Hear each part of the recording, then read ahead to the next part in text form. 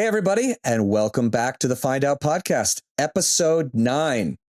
And for the first time, we've added somebody. We have a guest today, guys. After 8 episodes of us all talking at each other incessantly, I think we're getting a little tired of each other's voices. So we needed to add somebody, and we even added a woman this time. So everybody, I want to introduce comedian and TikTok star, Lisandra Vazquez. Welcome to Find Out Podcast. Hi, thank you so much for having me.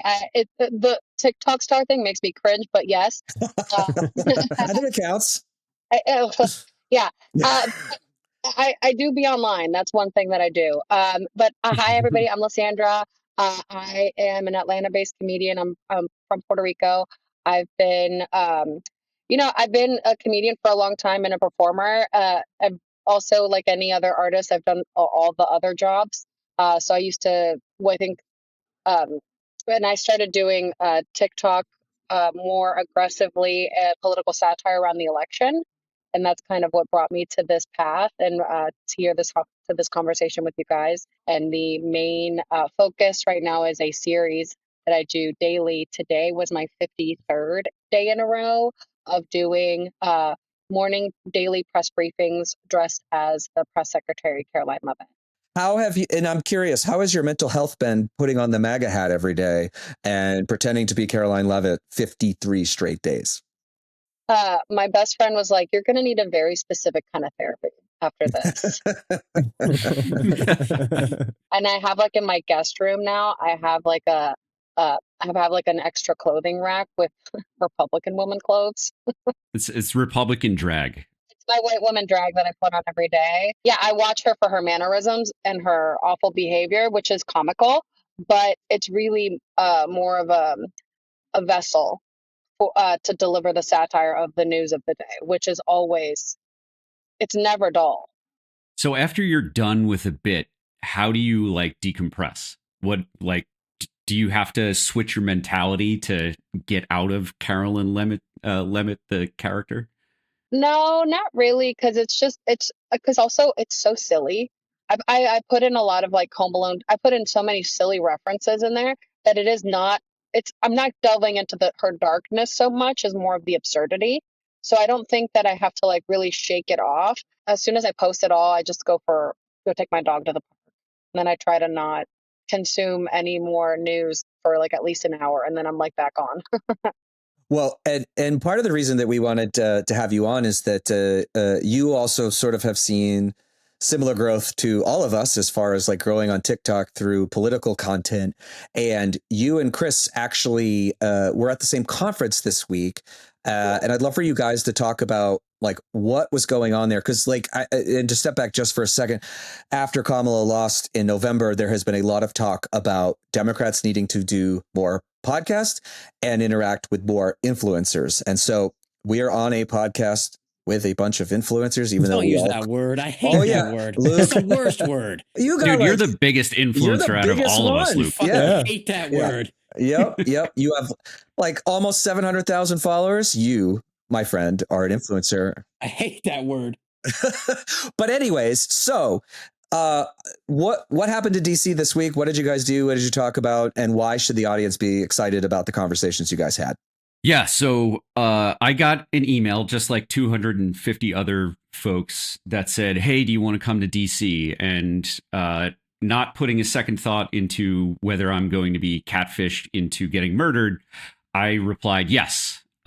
So did I meet the 250 most like dedicated folks, or those who are most willing to walk into a basement with no idea who's organizing a conference? You decide. But I gotta say, it was the coolest thing I've done in a very long time. Yeah, like Chris said, it was. I didn't know what to expect. It was like you said, our FYP crawled out of our phone, and everyone that I met was better than they are online. And I think, like Chris was saying, like I think sometimes on the left or on the more progressive side, we can feel like a little bit alone. But us hanging out together, it was nice to be able to actually genuinely have conversation and meet people from all different walks of life. And that make all different types of content, and then be encouraged to continue to do the work that we're doing in our own unique way, instead of trying to force us to be like them. Something we've been talking about just in our podcast group and with the sort of the other, like, I don't know, insiders, is this idea that the inside out way of running the Democratic Party just failed. It just failed us miserably in 2024. And really, it's been failing us. We needed someone like Barack Obama to like lift us out of that. And he was a generational leader. But other than that, I mean, you look back to like Howard Dean, and the strategist led approach to running a nationwide party that is incredibly diverse has just never gotten the job done. And we've recognized that coming out of the election, that we have to have more authenticity. We have to, I hate the term cancel culture, but like these reasons that we find to snipe each other and come at each other internally and just take down the movement before it even gets off the ground. We have to deal with this stuff, and we have to do a better job of supporting each other, even when we're kind of imperfect and messy and make mistakes. But it sounds like maybe the system is starting to hear that message. Did you guys hear that from the big speakers? I mean, I know there were people like Elizabeth Warren and Pete Buttigieg there, right? Along with a number of other people. There were some panels. Did you hear that same kind of a message, like this sort of awakening, this understanding that we need new voices and a new approach, especially in the media space? Yeah, I think one of the main messages, Chris can speak to this, is that one of the main messages was like that everyone should be using their voice and kind of even start to like microdose what their causes and what they believe in. I thought it was really promising to have like the Midas Touch guy, Adam Mockler, and he was there, 22, so refreshing, his take on everything and his level of patience to be able to talk with Republicans in a non-condescending way. And it's really promising. So I thought it was really great to actually get out of the way, because I think sometimes what the Democrats have tried to do is just to, like you said, like manage it and strategize it, and it never works for us because it's like a Pelosi string pulling thing, and like they just have to listen to what we actually want. Yeah, no, I think it was on our last episode we were talking about how Charlie Kirk has like built this pipeline. Like he's doing these big events on college campuses, and he's getting primarily white young men, but not exclusively, getting them into cultural events, basically parties that then starts dripping in the policy.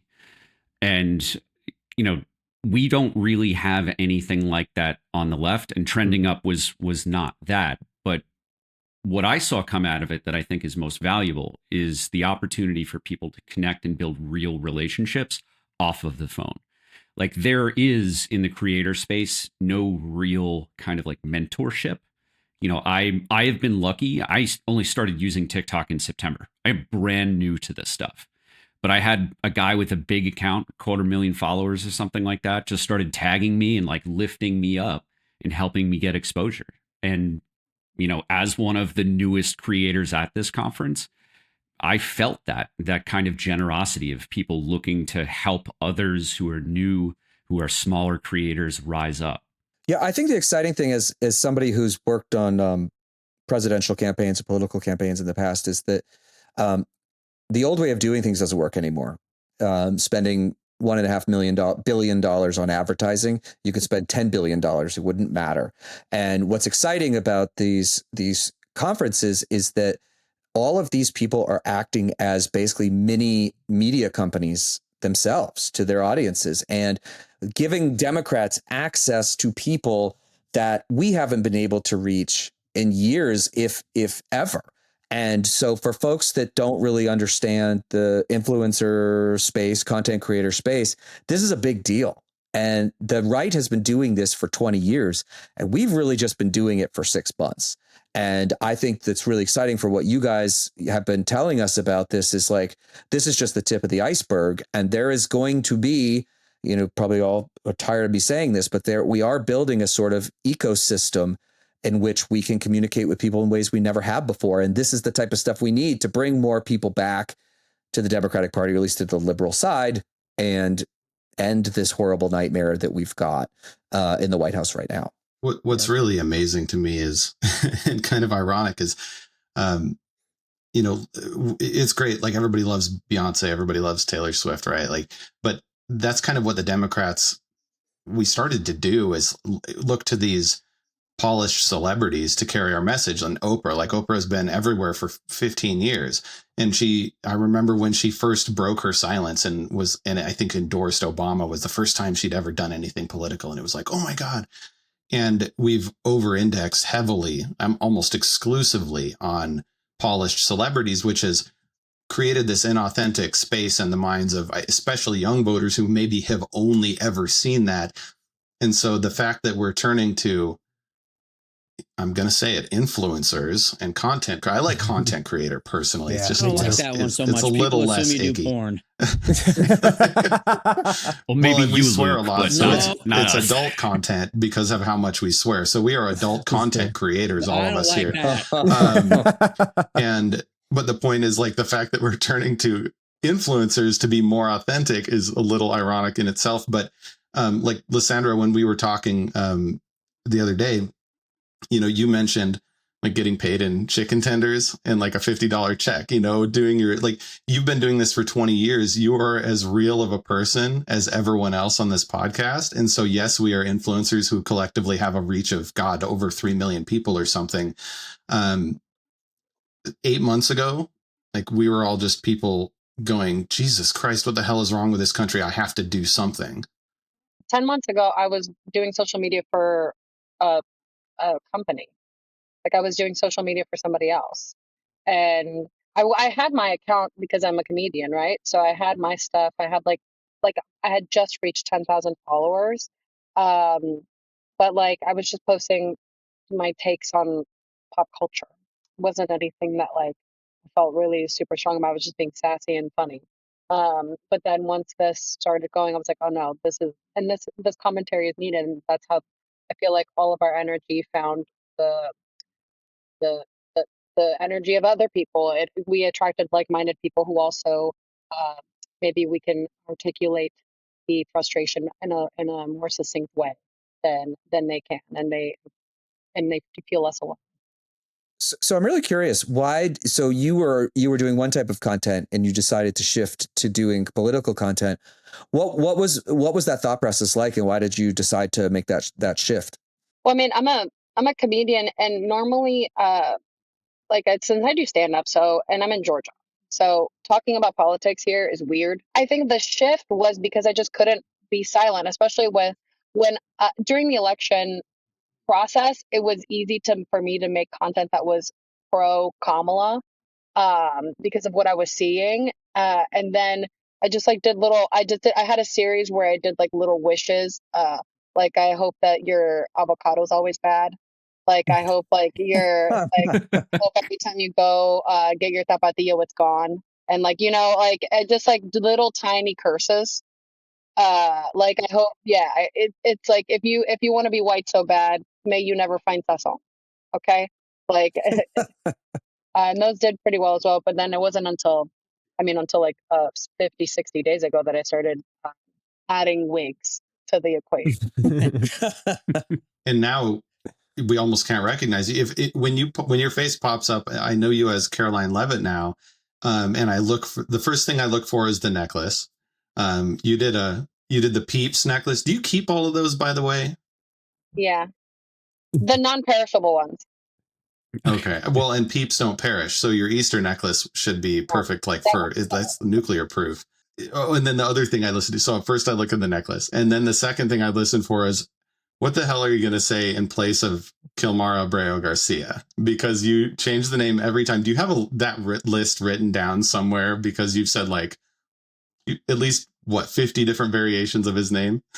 I should have it written down somewhere. I should go through them, but no, I just think it's a silly thing. I think I will catch, because I monitor the comments. I'm sure you guys do this with your content as well. Like, you monitor, and I'm like, I see what people like, and then I'm like, okay, I can lean into that. Like, that's why I reference Home Alone 2 Lost in New York all the time. And now my kids, every time we watch Home Alone 2, they yell at the TV. That's how political our environment. They're like, not that guy. Well, and now this character has become something far greater, to where, back to trending up, you were publicly endorsed, right, by Jasmine Crockett. Damn. So Jasmine Crockett had reshared one of my videos on Instagram, and best day, right? So I've I done was that like, once too. Great feeling. oh my God, iconic, legendary. And I was like, that's almost as great of a day as when Jack Schlossberg followed me. I was like, God, let it. They're like my Infinity Stones. I'm collecting all of them. And so I didn't. I had a meeting, Congress meeting set up with trending up with Ro Khanna. So I have that recorded. I have to put all that together, but it was really great to have a conversation with him. But I only had a scheduled meeting with him to ask him about a couple of things that I wanted to know about, and then my friend texted me and she's like, Jasmine Crockett is in the lobby. Come stand in.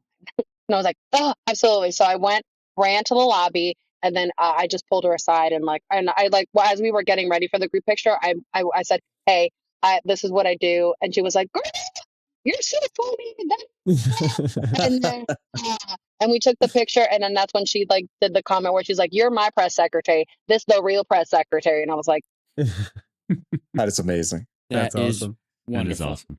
But no, I was sitting there, like I was sitting at a table at dinner because this is all crazy, right? But like I have a manager now, and like all this stuff, and I was sitting at a table, like, and the people that are being managed by the same management team, I'm sitting next to Good Trouble, who all of us know, icon, and then Aaron Parnas, Harry Sisson, all these people, and then like I turned to Sam Good Trouble, and I was like, and I was like, oh yeah, I'm like, I do the Caroline Levitt sketches. He was like, that's you. And so I was sitting next to him all dinner. He was just being nice to me as a normal person. And then I was like, oh my God. And so it took a while for everybody to click, but it was really funny.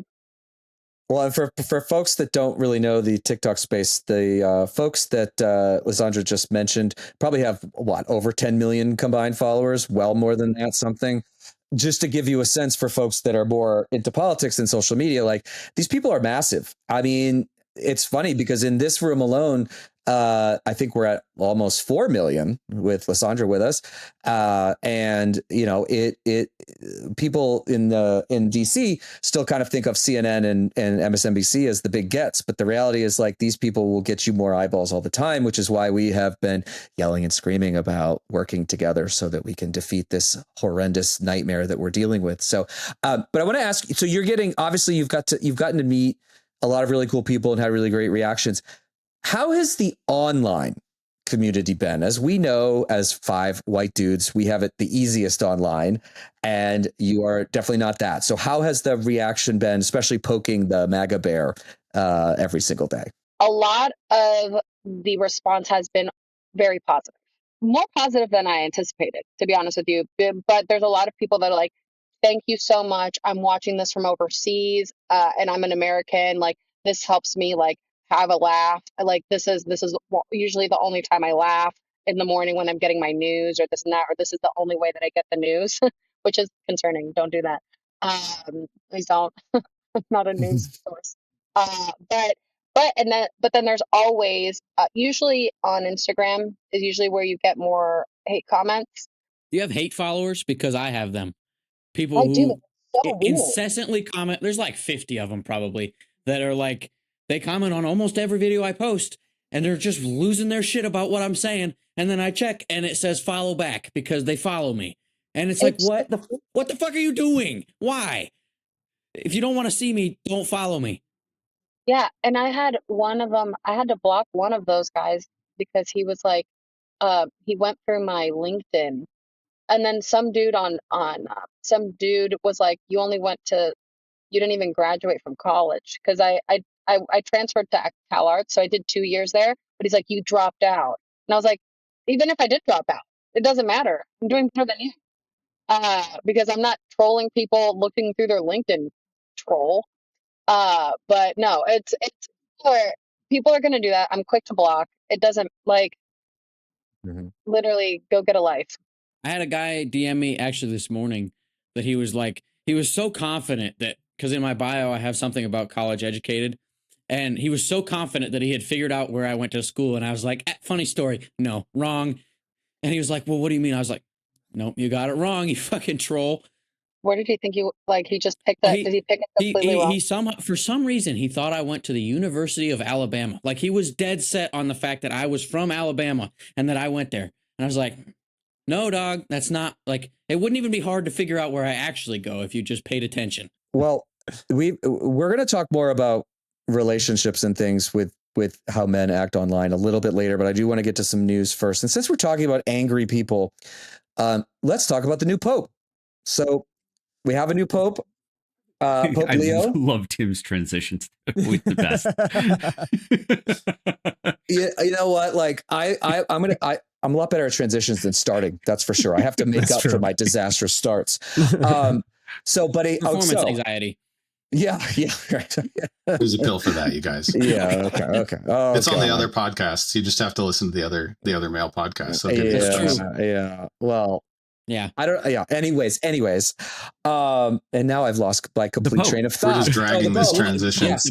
So Pope Leo emerged. I guess was anointed. The white smoke came, and he is the first American Pope. But also, interestingly enough, one of the first popes that used social media before he was Pope and even before he was Cardinal, which I think that was just 2 years ago. And it turns out he doesn't like Donald Trump or J.D. Vance very much.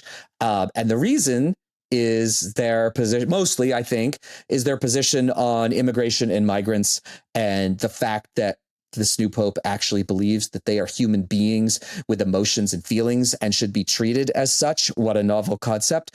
And MAGA is mad.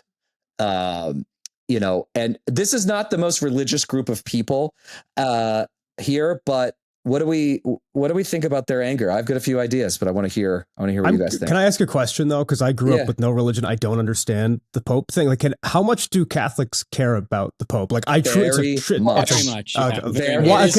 And why? Like, what does the Pope do? I don't even know what the Pope does. Well, he's the leader of the church. I think there's 1.6 billion Catholics globally or something like that. A lot. A lot. And like historically speaking, has been the most powerful religious leader in the world.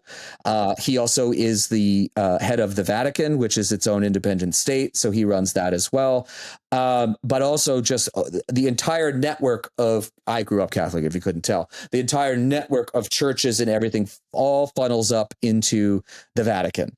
So it is a very centralized governing body, because I think the church is really thinking of them more as a state is probably better than thinking of them as just church. So that I think is why, and he's always been the most recognizable religious leader globally, at least in the Western developed world. Here's my question. Does what he thinks actually change the minds of Catholics? Is he that important where like people who are hard MAGA lunatics will go, wait a minute, this Pope doesn't think that, I'm going to change my mind? Or is it not the level of effect that he has on people? I think so. I think so. Francis had that effect on my grandparents. That's awesome. I was just looking it up because I was like, I'm pretty sure, but I don't want to make an assumption. Puerto Rico is 85% Catholic. Do you have we all know each other's religious upbringing, religious background, but do you have a unique take on Catholicism? Because it feels like kind of a political decision almost by the Catholic Church to kind of just make a very fine point here with immigration, with Hispanic culture, and with religion against MAGA. I mean, I was baptized Catholic, but I don't practice any. I think we went to church when I was growing up, but I think it's just mostly for like the vibes. The Latino culture, very, very Catholic. And people do take that very, very seriously. And so I do think that unfortunately, some of them have been praying also to the Trump gods too. Like, so the Church of Trump. But it is a good sign because they do take the Pope seriously. Unfortunately, though, again, if they're religious and also then watching the spell, the incantation, the prayers of Fox News, they're listening to that, and then they start to think, oh, there is the Catholic Church turning to the devil because they're like, I don't know. So it will be interesting to see how this plays out. But they do historically go and pay it to a lot of they put a lot of weight in what the Pope says. I think that the thing that seems to me to be the most helpful is that it pierces this notion that if you are a religious person that you in the United States, that you have to be a Republican. And I think that, there is, Lisandra, you make a good point about that. There's sort of the altar of Trump. I mean, it is a cult. 25 to 30% of this country would support him, even if he mowed down an entire crowd of people in New York. They would not, but they would say he had every right to do that. But I think this notion that, the Pope Francis before and now Leo are saying, well, wait a minute, like in Catholicism, like helping the poor and lifting up the poor and people who are displaced is how you are Catholic. It is not your positions on political issues, which is what Trump, listen, Trump is not religious at all. No. Like these people are using him as a vessel to push their agenda, right? That guy he couldn't even cite one section of the Bible. He likes all of it. He likes all of it, right? He couldn't name a book, which is a very obvious answer I'm a lapsed Catholic and I know the answer to that. But I do think that it pierces that a little bit. I don't think it changes the dynamics of our political situation, but I think it is helpful as a signal that no, MAGA does not equal religion be in this group of people.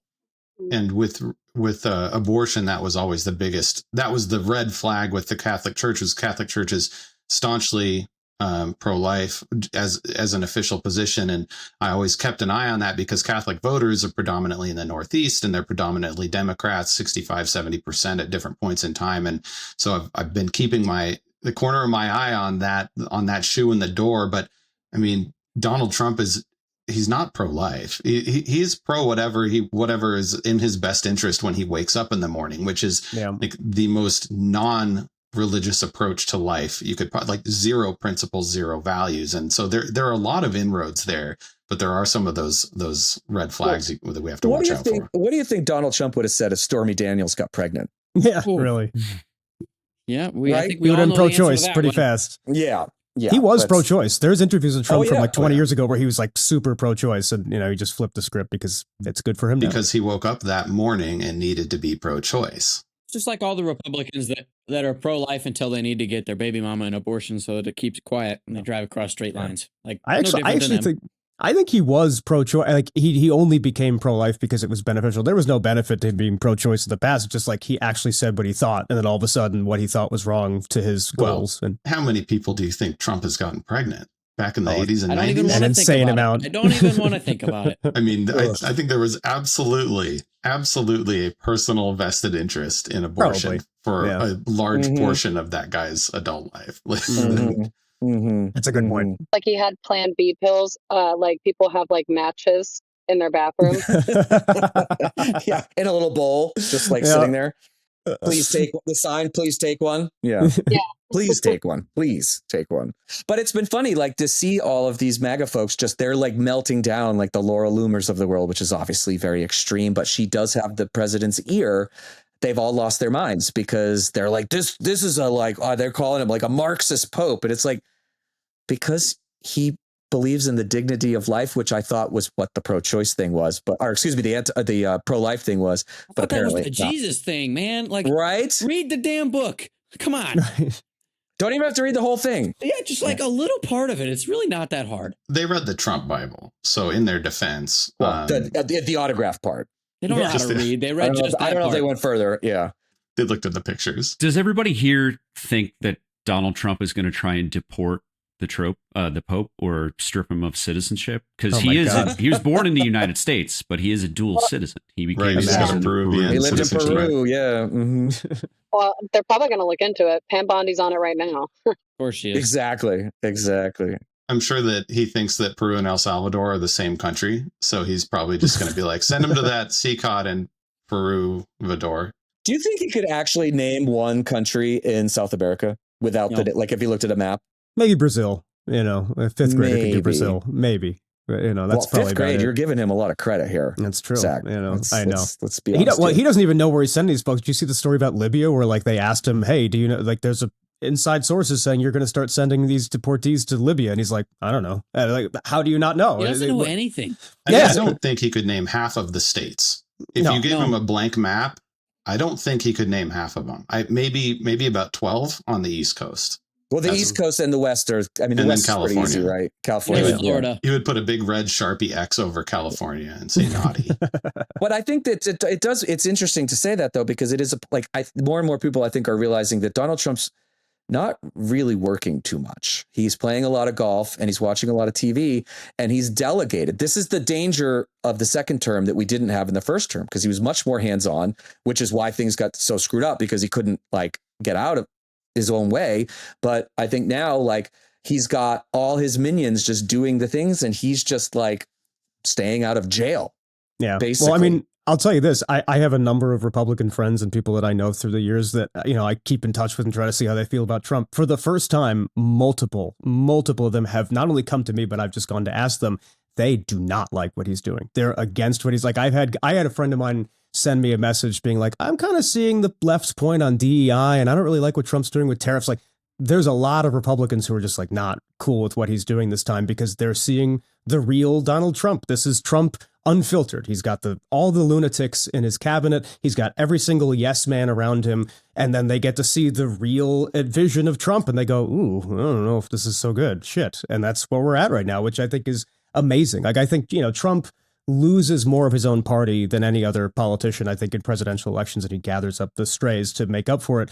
But if this were the election reheld today, so many Republicans would not vote for him because of how he's done so far. Well, I think what's clear, he would not win if the election was today. I don't think so. I agree. Really don't. I think Harris would win. I think it would have depressed the Republican turnout, and I think more people who sat on the sidelines in November would come out, and I think that would be enough to, I think, swing it back. Well, let's pivot back. This is not as good of a segue as my first one. I apologize for that.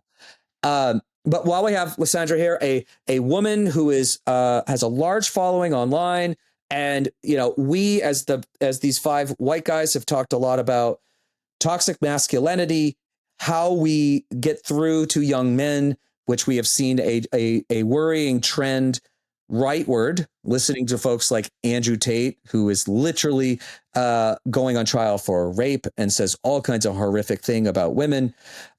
We thought this would be a good time to talk about toxic masculinity and, like, you know, how is dating in 2025? Because fortunately, four of us are married and one is not. But so we're a little out of the game a little bit, but it's an important conversation, just a little bit. You know, what is it like out there? I'm from as a woman who has a relatively like well-known profile now with, you know, you got a large following. Like, how is dating in 2025? Tell me about it. No, it's not great. It's not. I will say that I like, for example, I'm a comedian, so I'm usually with just comics all the time. I don't, dating has not historically been my priority.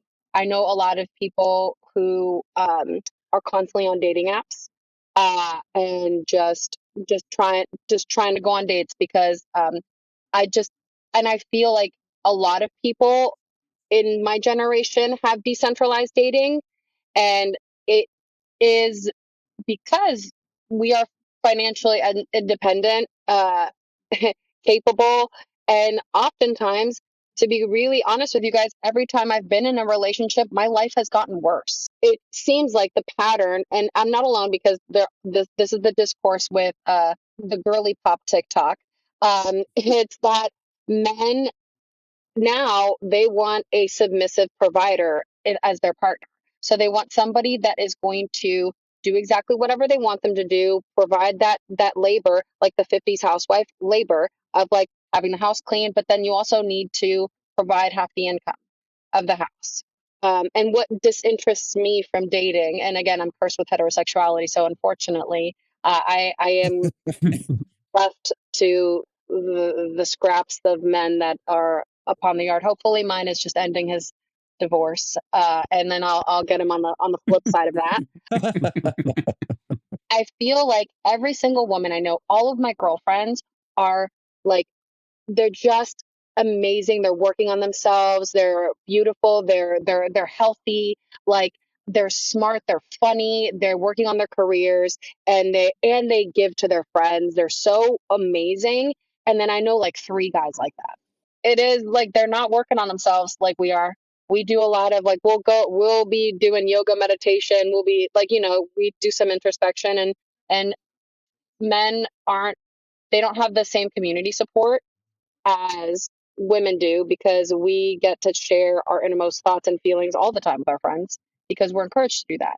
So I do think that has also impacted the way that men not only deal with women, but deal with themselves. And there's like that shallowness there. And so that impacts dating, because then they feel like we owe them something, and then they get angry. And that's where we get angry comments online, where the society has been like the patriarchal society has been set up as such to where woman needs to marry man, and then man and then you follow man.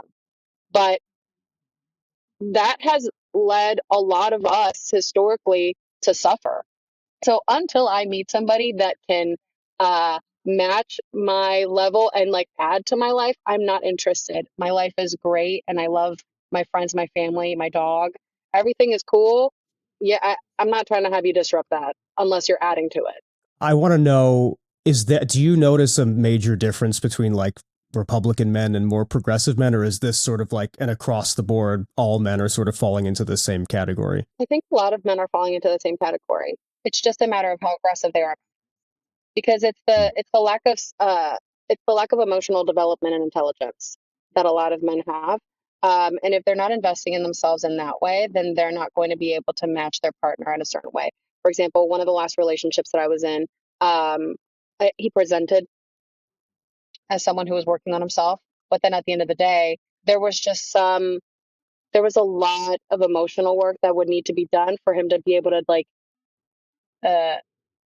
take account. Like, there's just like lack of accountability, but stuff that like I think one of the questions that I ask when I meet somebody is like, oh, what was your mom like, and like how did she, because like how did your mom raise you? And I will run the other way if someone was like, my mom was a super hard worker, she took care of everything, because then they expect that from you.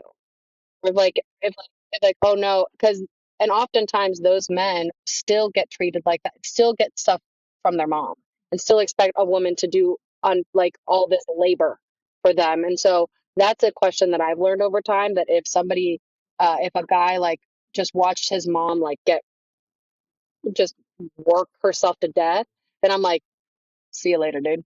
Unless he's done a lot of therapy, in which case it's like, but that's rare. That's what I was going to just jump into there. Is it does kind of dovetail into the fact that it's, Mental Health Awareness Month, and men have a huge stigma with being, working on themselves in any way, especially going to therapy. And like, I think if you can address that stigma to a certain degree, it would help a lot. Because I go to therapy every week. It's immeasurably helpful, but it is a difficult, like, it's changed over the course of the last 5 years, 10 years, but it's still like there's a huge stigma for being a man and like talking about how you feel at all.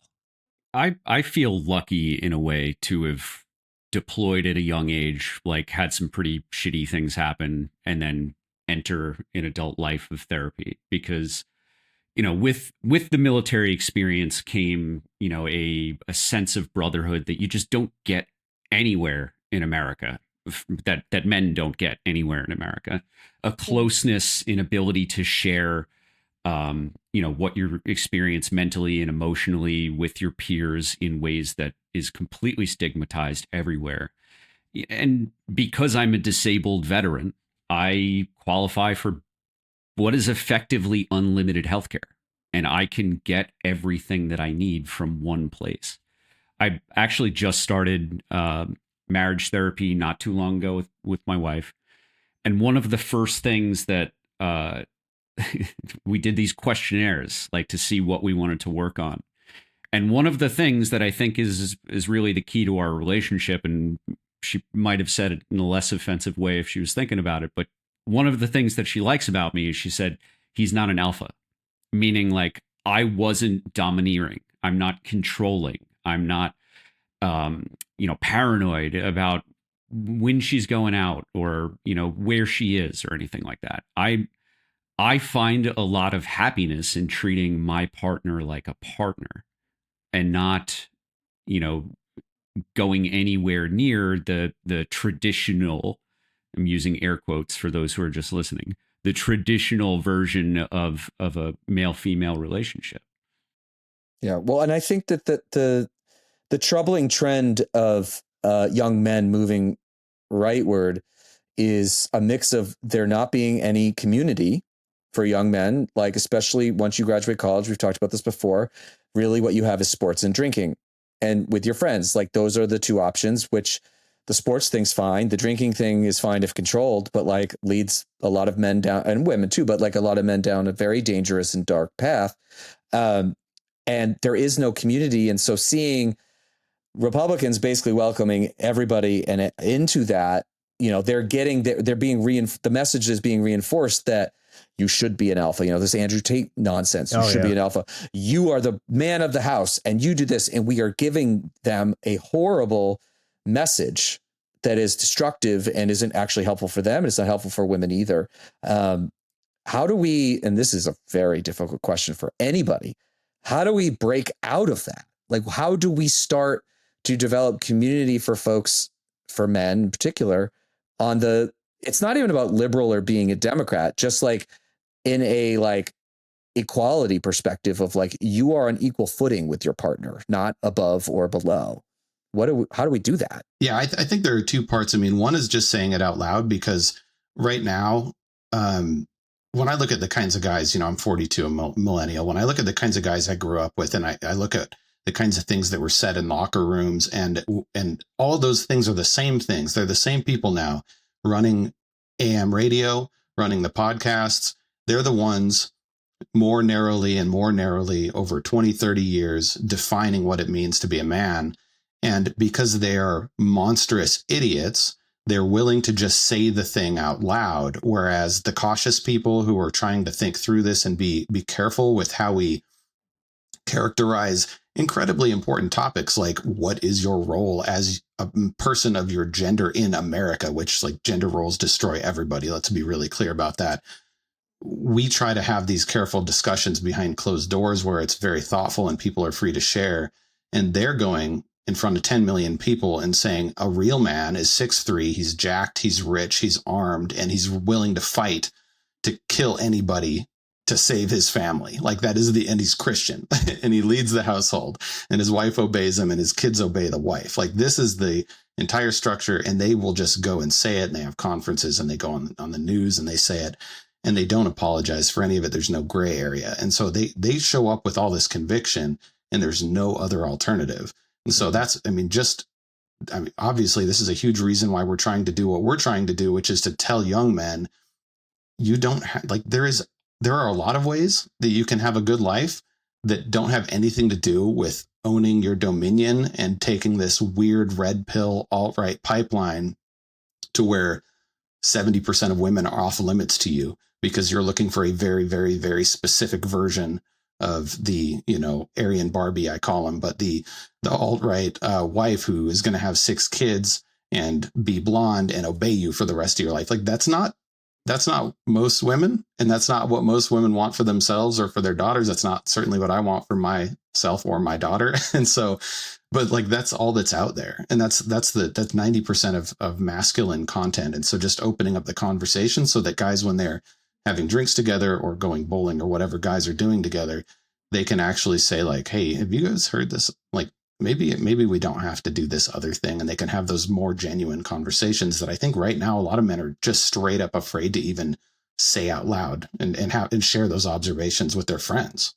Yeah, I mean, it's the same as with politics, right? Republicans have an easy sell and Democrats have a hard sell. We're trying to sell a more complex story. It's the same thing here where you go, vulnerability is not a selling point, right? Coming in saying, hey, be a vulnerable man, that's a hard thing to do, especially because you're breaking these roles. Selling, hey, be big and strong and masculine, that's super easy. So like they have the benefit of come in. It's an easy thing to go after. It's the established norm. Come on in and do more of that. Whereas we're going, maybe the norm is terrible and maybe you should do something really hard. That's a difficult thing to sell. And, you know, I think right now you're seeing the small percentage of men who are willing to take on that challenge and be, you know, on the path of working on themselves every single day as they should be. But the right is winning because they're just selling you a piece of chocolate cake. We're selling you a salad. And that's a really tough sell. But, you know, we got to find ways to make it look like it's a little bit more palatable.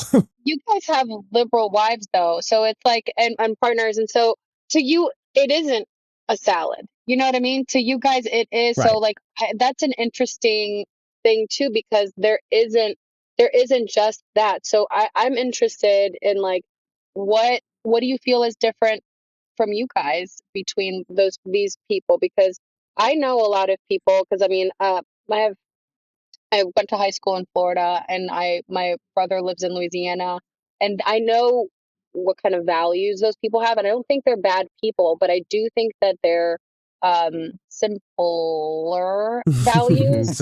It's a good word. I don't know. So what would you say?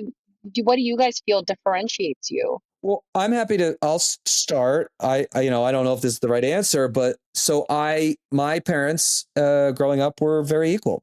They both did cooking. You know, my dad did more grilling, did cooking, but like they shared the responsibilities. And I had a very strong grandmother who was divorced when my mom was less than 2. And she never got remarried, and she worked until she was 83 because she wanted to. And so I always had strong, and my mom was a teacher, worked the entire time. So I had strong female role models. And I really, you know, my grandmother, my God, like her life, she's passed a few years ago, but had not an easy life, and always was the most positive person I knew. So I was like, you know, I always grow up, I'd be like, why would I not treat somebody like that as an equal or even above me? Like, I don't have the ability to put on the smile face that she did when she went through, you know, she got divorced in a time when people didn't do that. And, you know, so I had role models.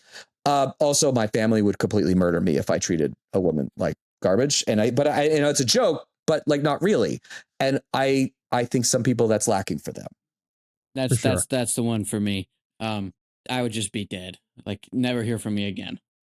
Right, but wait a minute, hold on. I want to push on Luke for a second here, because his most viral video ever is about his dad being an awesome dad and teaching him the right value. You had a healthy. That's the same dad who would murder me. Yeah, but it's not about murdering you, though. No. It's murdering you out of love. Right, instilling a value. That's a very good way to put it. Out of love. Right. But he instilled a value system in you that you carry to this day. You're not doing it out of fear. No. You're doing it because you were raised correctly. Yeah.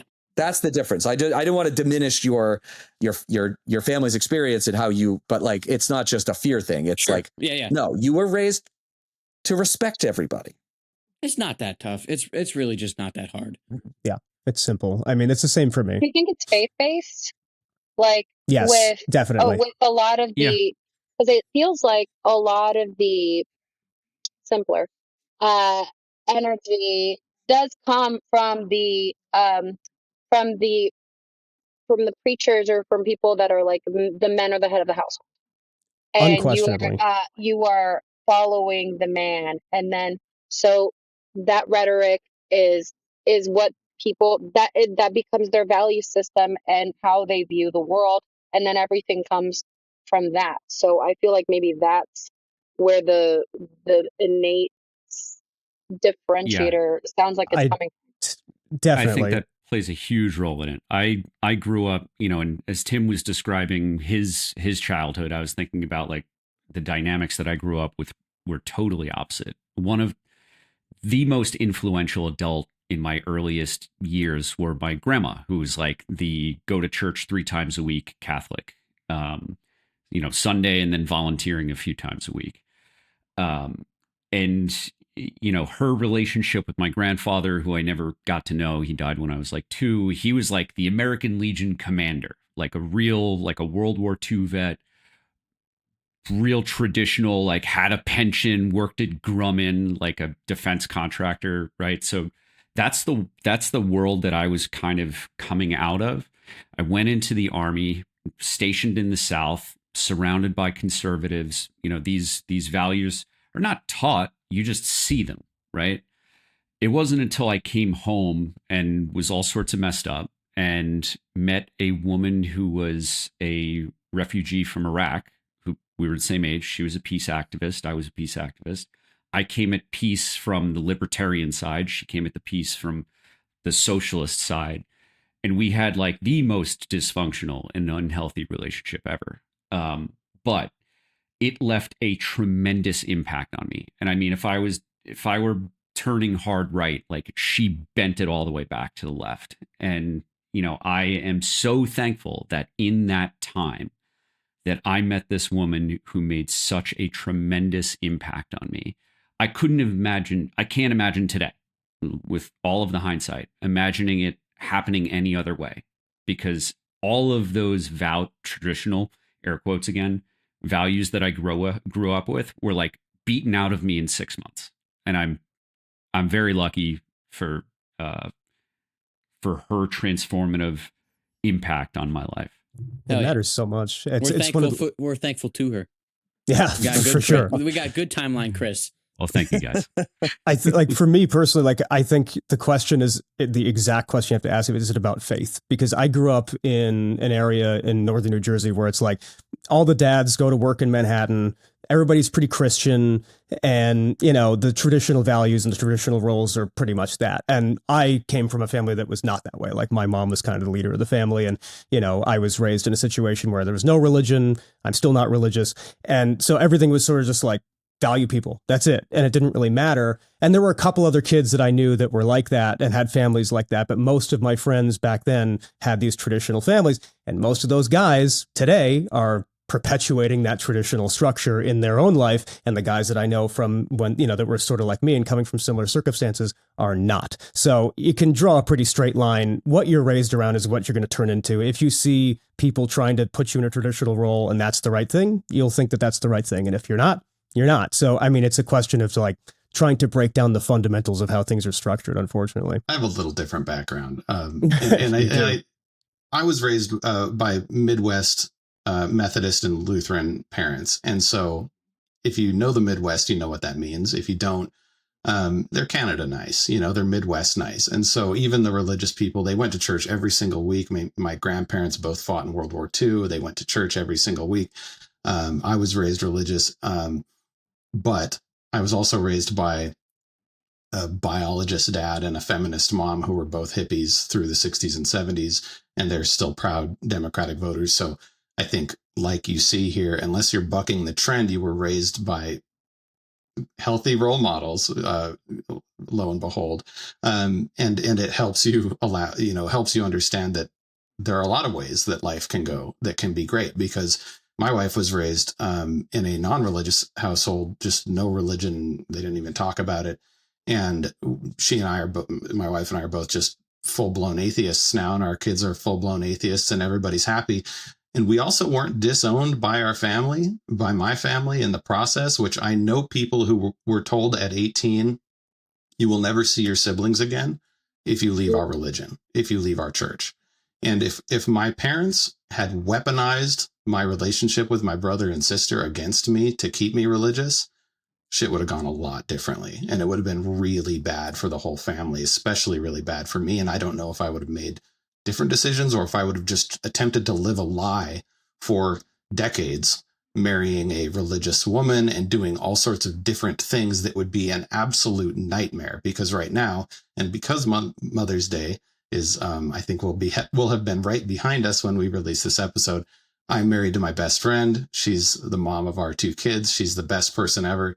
I can't possibly fathom the life that these MAGA guys are trying to prescribe for young men right now, because when you wake up every day and you're just like, oh, hey, and you can go to the movies together, and they're your drinking buddy. And you can also talk about how you feel about things, and they're not staring at you, waiting for you to bring home, an elk or whatever to feed the family, like this like hyper masculine version of how to be a husband and how to be a father.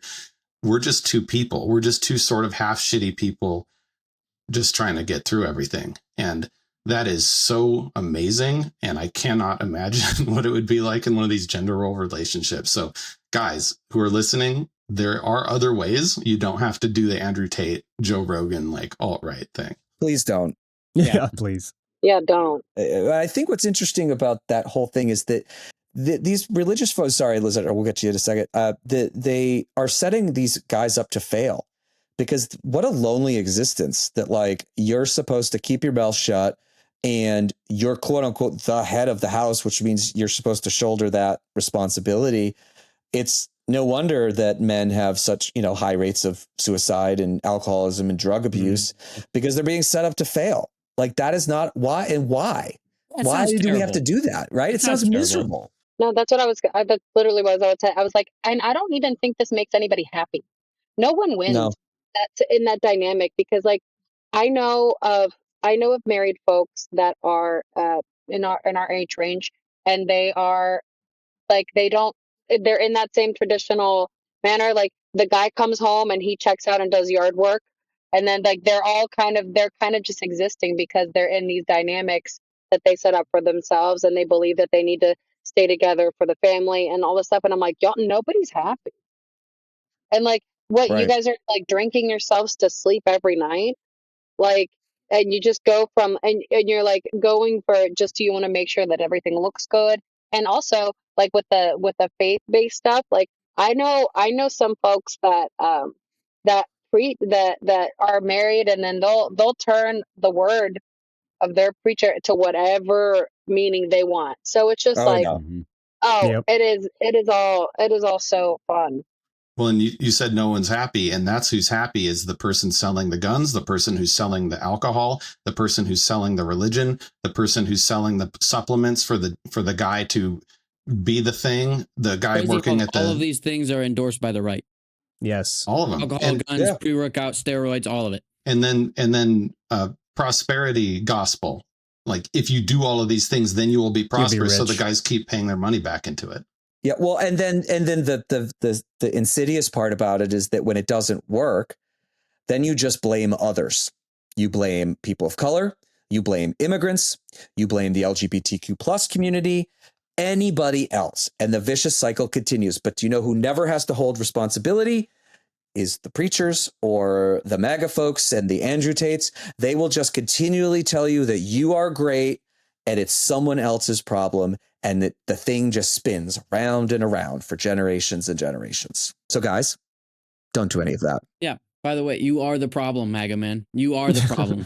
Yeah. But I think we have to do a better job, though, on our side, or even just frankly in the middle, of just creating places for people to have fun and not have to like do these other things. So I think like, yes, like those guys are the problem, but we also need some solutions ourselves. And I don't think we've done that yet. You don't have to look like you don't have to be you don't have to drink alcohol. You don't have to be like a fucking multi-million-dollar earner. You don't have to look like a Greek god. Like you can just be happy without that shit. I do think that there might be room for men like yourselves to potentially include some of these men that could be on the convincible outskirts and just hang out with them and just lead by example, and not necessarily, because I get why they get closed off when we talk down to them. But then there's like my mom is conservative, and she grew up very poor, and she grew up she got scholarships, she went to school, she became a doctor, right? But that's like the boomer pipeline, right? Like you have to go and work and be a professional.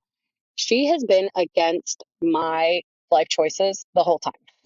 but I'm like, but I also like I didn't want to be a doctor. I wanted to be an artist. And so I don't ask her for money, but eventually I stopped trying to justify my choices and my actions, because she's also like, you should get married. And I was like, to who? Like what? That's crazy. But eventually, just by leading by example, just by like having her be a part of my life, she came to visit me here in Atlanta, and she was like, you know what? She's like, I'm really proud of you. I love the way that you've created your life. It's like right by, she's like, because we were at 10, it was like 10 a.m. and we were doing something. She's like, by now, she's like, I was like eyeballs deep in patience. And then I'd have to go home and do all of this stuff. And you're living your life how you want to do it. And so, like, I feel like just by being and existing, people get exposure to different lifestyles. Because, for example, none of my conservative family members have any exposure to trans people. So, or they don't know, and they don't know a lot of gay folks or anybody in the like that, and they don't think they know undocumented immigrants.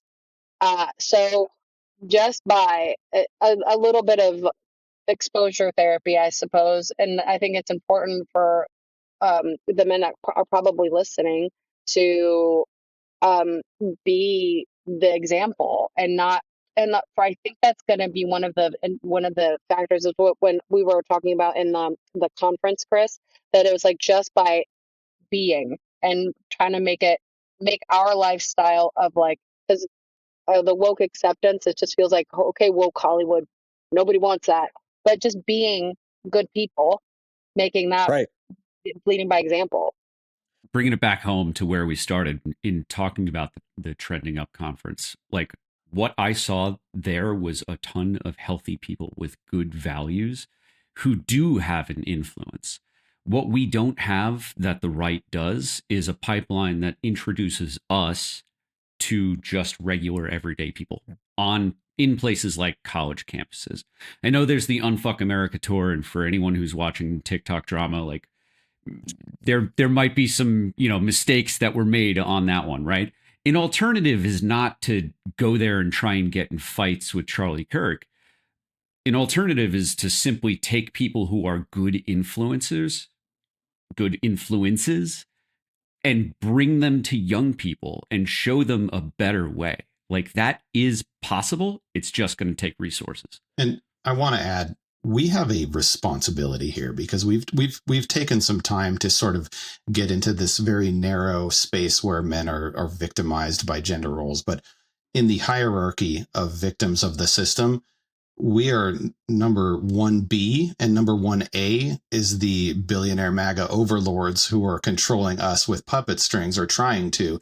Every other person, including Lisandra and Lisandra's family members, and including all of the trans people and the gay people and all of the marginalized people, every other person has it significantly worse than us. And when you start stacking up things that make you a minority, if you're an atheist, lesbian, disabled, person in Texas, like you are in so much pain, you have no responsibility to fix the system, none at all. And yet, when we look at the kinds of people, especially on the left, we say, well, what are they doing? Or like, we need to give, why are they responsible for this? Why is the most marginalized group of people, why are they responsible for fixing this country and taking on a disproportionate load just because it hurts them more personally? It's a privilege to sit around and say, I don't get to share my feelings with my buddies, because if I don't share my feelings with my buddies and I get sad, I'm the only one who's going to hurt myself. But all these other people, if they say who they are in public, I don't look like an atheist. I look like a Christian man in a red state. I can just hide the most inconvenient part of me.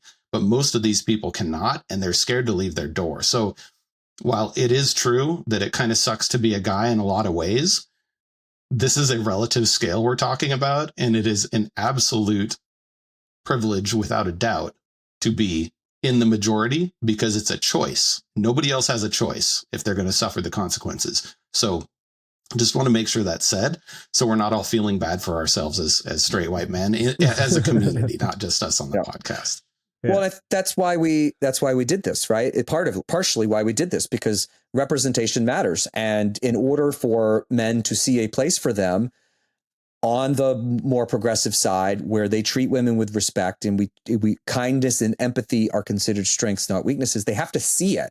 We can't just talk about it. So, you know, and I think we're gonna wrap here, because this is actually, I think, our longest episode yet, which is great because it's been a great conversation. But I would say to anybody listening, like, if you have a young person that has questions or wants to talk, like, the five of us are more than happy to do that. You can send us an email. What's our email address?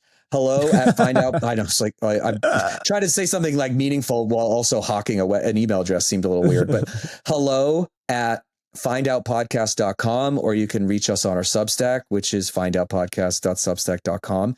We want to be part of the solution here, and we want to help people, because I'll be honest, it is a lot nicer on this side. Oh, yeah. Like, I think we all have problems. We're not perfect people, and we fall into stereotypical gender roles on occasion. And, you know, I think our wives all will whip us into shape and get us back out of it. But, you know, we're not perfect, but, like, just, we're here to talk. We're here to listen. And, you know, we want to help people live better lives. So let's do that. So with that, Lisandra Vazquez, sorry. Thank you for joining us and being Find Out's first guest. Whoa, that was perfect. How did that happen? I think someone might have an iPhone or an Apple computer in front of them, because she did thumbs up and all kinds of fireworks just came up, which was perfect. So we want to thank everyone. Go follow her on TikTok as well. And like, as usual, well, I got to hawk the shirt first too. Everybody, we have merchandise now. So please go to findoutpodcast.com to get your merchandise. And with that, thank you, everybody. Have a wonderful week, and we will talk very soon.